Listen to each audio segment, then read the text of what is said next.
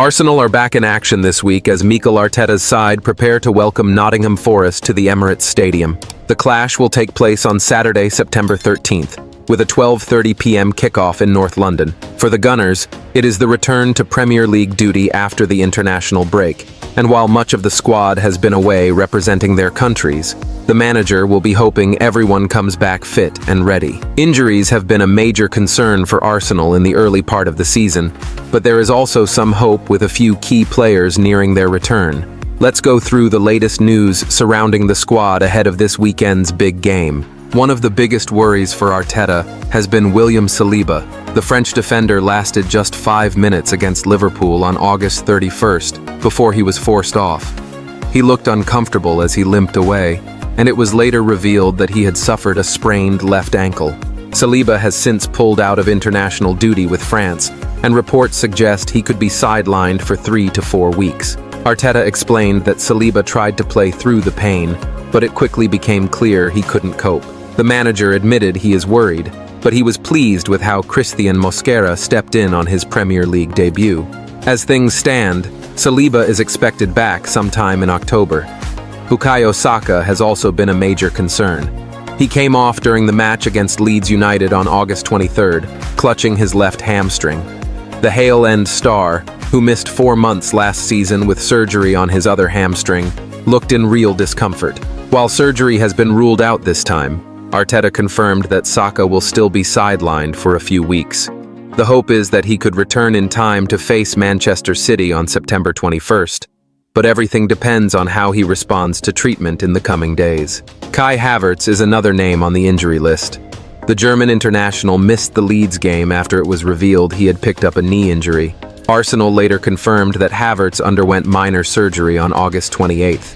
Arteta admitted it was a very unfortunate setback, especially as Havertz has barely had injury issues in his career before.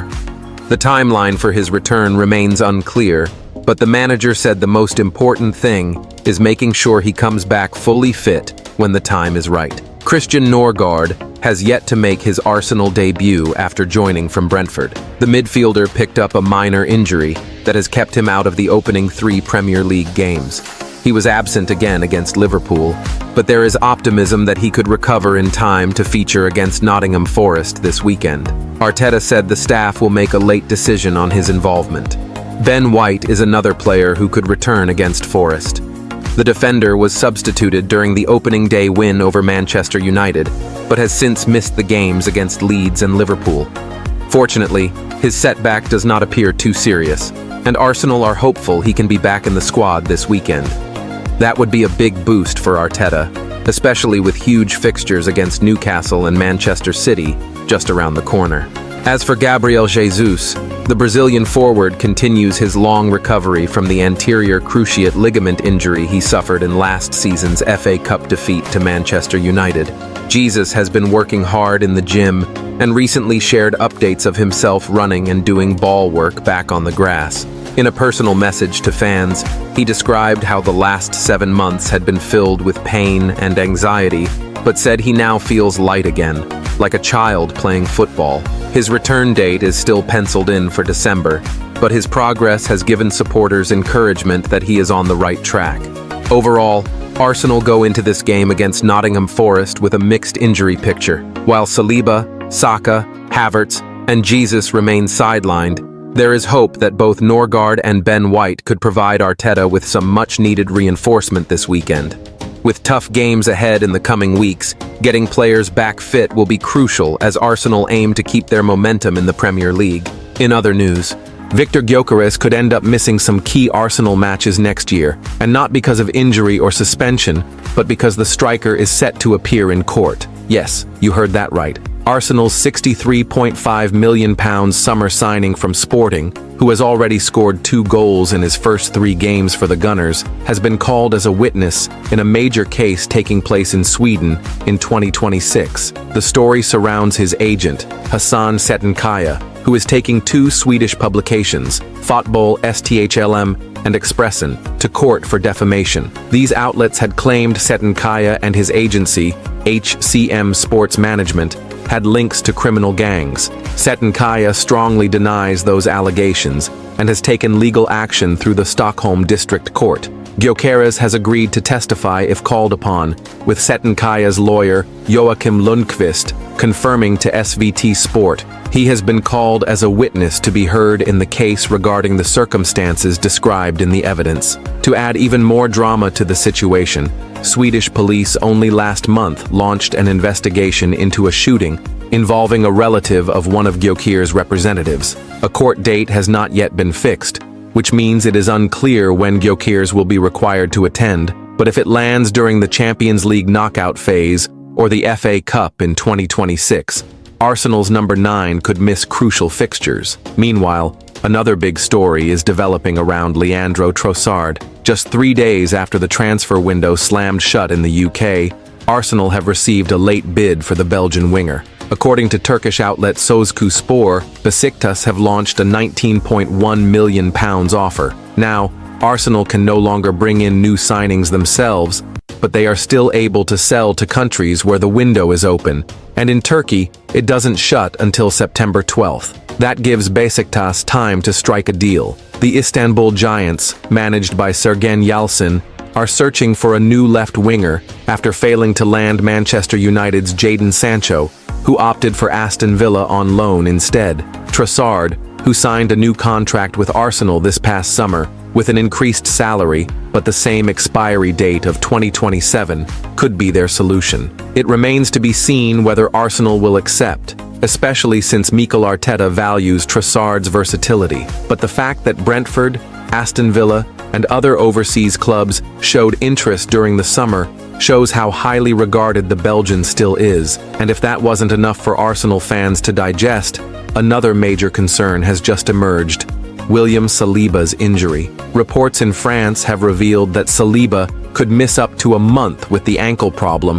that forced him off in Arsenal's 1-0 defeat to Liverpool before the international break. He actually twisted the ankle during the warm-up at Anfield, but insisted on trying to play through the pain, only to last 5 minutes before being substituted. He was included in the France squad initially, but quickly withdrew after the national team doctor confirmed he had suffered a sprained left ankle.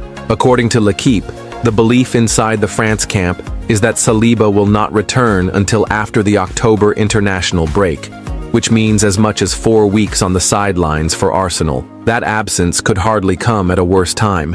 Arsenal are bracing for a brutal run of fixtures which includes Nottingham Forest at home, Manchester City a week later, trips to Newcastle United and West Ham, plus the beginning of their Champions League campaign against Athletic Club and Olympiacos. There's also a Carabao Cup tie with Port Vale, although Saliba was unlikely to feature in that anyway. In his absence, Christian Mosquera filled in at Anfield, but with Piero Hincapié now through the door from Bayer Leverkusen and Riccardo Calafiori also capable of playing centrally, Arteta does have cover options. The young Miles Lewis-Skelly could also slot in on the left if Calafiori is moved inside.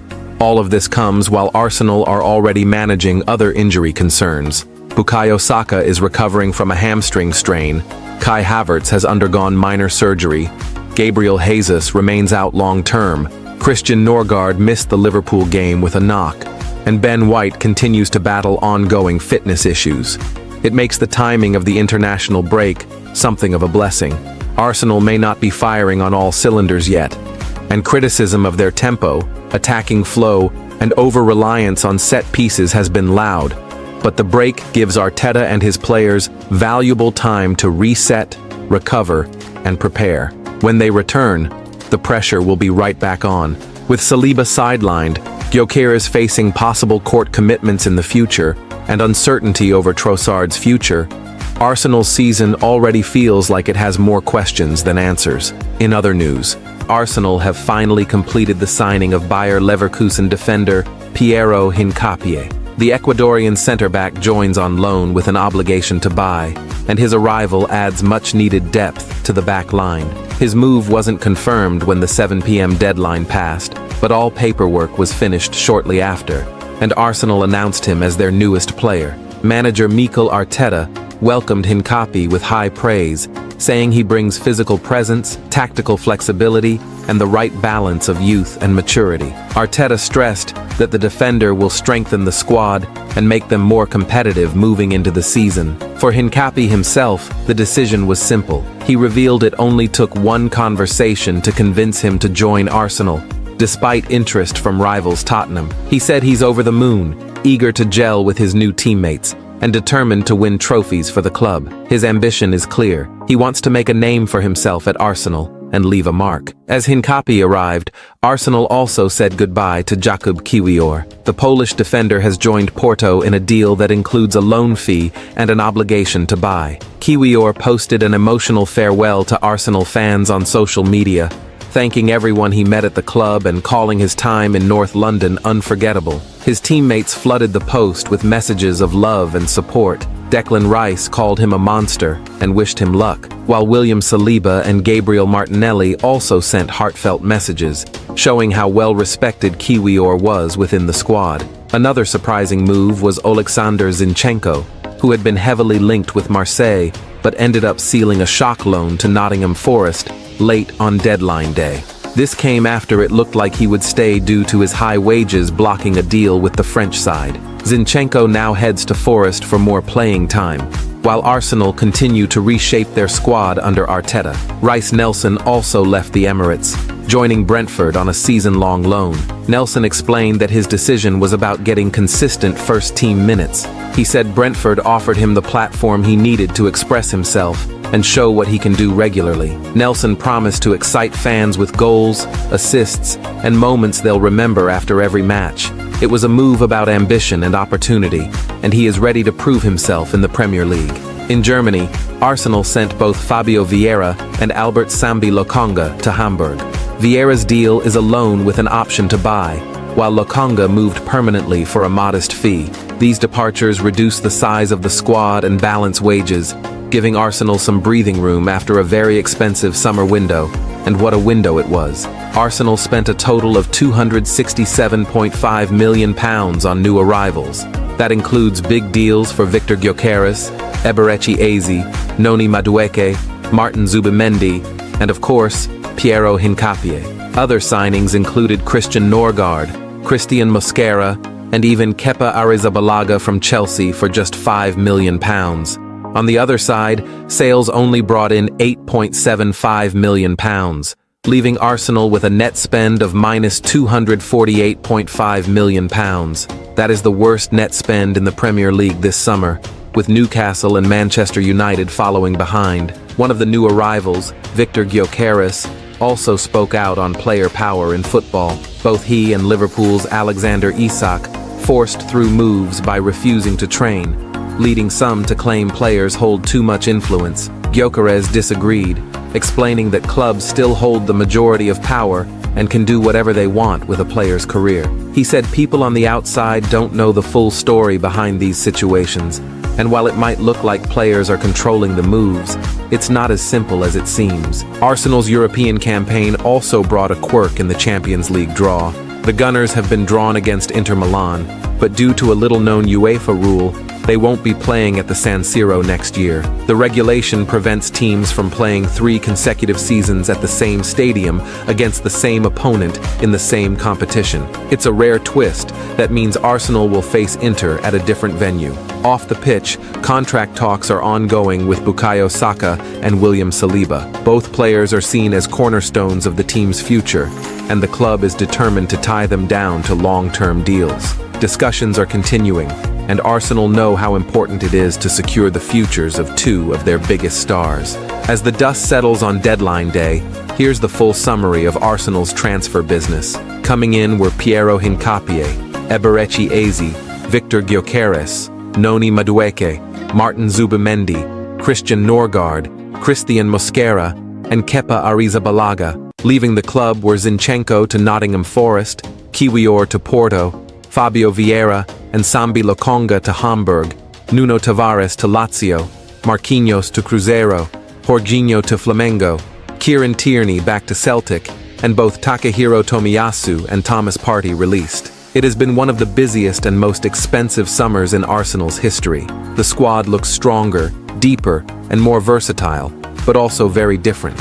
With the penalty controversy still fresh in the minds of supporters, all eyes now turn back to the pitch, where Arsenal will look to prove that all this investment can finally deliver trophies. Piero Hincapié is officially an Arsenal player. The Ecuadorian centre-back completed his medical yesterday. All documents have been signed, and he joins from Bayer Leverkusen on a loan deal with an obligation to buy. Arsenal fans can finally breathe, because the club has got their defensive reinforcement over the line just in time. Hincapié is now expected to be the Gunners' only incoming signing on this deadline day. But it's not just about arrivals, it's also about departures. Jakub Kiwior has already completed his medical at Porto and even done his photo shoots. His move is just waiting on Arsenal to officially announce Hincapié. Once that happens, Kiwior's exit will follow swiftly after. The deal is structured as a loan with an obligation to buy, valued at around £23 million including add-ons. And that's not the only movement out of the Emirates. According to reports, Arsenal are set to send 2 players to Hamburg. Fabio Vieira looks likely to join on loan with an option to buy, while Albert Sambi Lokonga could leave on a permanent basis. Lokonga, who spent last season on loan at Sevilla, is closing in on a fresh start in the Bundesliga. Meanwhile, Oleksandr Zinchenko's situation is heating up. Marseille are working hard to try and strike a deal before tonight's deadline. Arsenal are open to selling the Ukrainian, but his wage demands are proving tricky to negotiate. Talks remain ongoing, with Low M pushing to make something happen before the window slams shut. Crystal Palace, fresh from losing Eberechi Eze to Arsenal, are also circling. They've opened talks to sign Reiss Nelson for around $15 million. Palace have already agreed a fee with Villarreal for Yeremy Pino, but they still see Nelson as an important addition to strengthen their wide areas. Elsewhere, Arsenal's long-rumored pursuit of Real Madrid star Rodrigo looks dead in the water. The Brazilian has strongly hinted he will be staying at the Bernabeu this season, closing the door on any late shock move to North London. So, here's the state of play as deadline day ticks on. Piero Hincapié is in. Jakub Kiwior is on his way out. Vieira and Lokonga are Germany-bound. Zinchenko could yet make the move to France, and Palace are battling for Reiss Nelson. Arsenal have already spent big this summer with the likes of Zubimendi, Gyökeres, Madueke, and of course, Eberechi Eze. And today is all about trimming the squad, balancing the books, and getting ready for the season ahead. Deadline day drama is only just getting started, but one thing's for sure, Arsenal are making moves, moving forward. Champions Liverpool struck an early season title blow against rivals Arsenal with a 1-0 win at Anfield on Sunday. But the game ended in controversy as Mikel Arteta's side were denied what looked like a clear penalty in stoppage time. Dominik Szoboszlai's stunning 83rd minute free kick separated the sides after a tight contest. But the headlines after full-time were dominated by referee Chris Kavanagh's decision not to award Arsenal a penalty when new signing Eberechi Eze appeared to be shoved to the ground by Joe Gomez inside the area. With the Gunners pushing for a late equalizer, Eze found himself breaking into the Liverpool box, only to be bundled over as he prepared to shoot. Arsenal players immediately surrounded the referee, but Kavanagh waved play on. VAR John Brooks checked the incident, yet no review was recommended, a decision that has sparked fury among Arsenal supporters. Within minutes of the final whistle, social media exploded with anger. Thousands of Arsenal fans took to X and Instagram, accusing the officials of bottling it at Anfield and claiming their team had been robbed of a Stonewall penalty. One fan posted, "Clear as day penalty. If that's at the other end, Liverpool get it 100 times out of 100. Another fumed, "VAR isn't fit for purpose. Same old story at Anfield." The controversy came on a night when Arsenal were already dealing with major setbacks. William Saliba limped off after just 5 minutes with what looked like a serious injury, adding to Arteta's growing list of absentees that already included Bukayo Saka, Kai Havertz, Gabriel Jesus, and Ben White.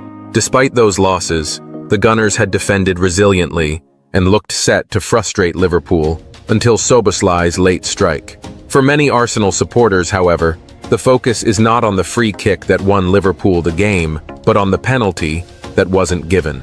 Some pundits also questioned the call, Former Arsenal midfielder Paul Merson said post-match, "For me, that's a penalty. If it's outside the box, it's a free kick every day. You can't just push someone like that and not expect it to be given." The result means Arsenal's long wait for a league win at Anfield stretches into a 14th year, but it is the manner of defeat, not just the scoreline,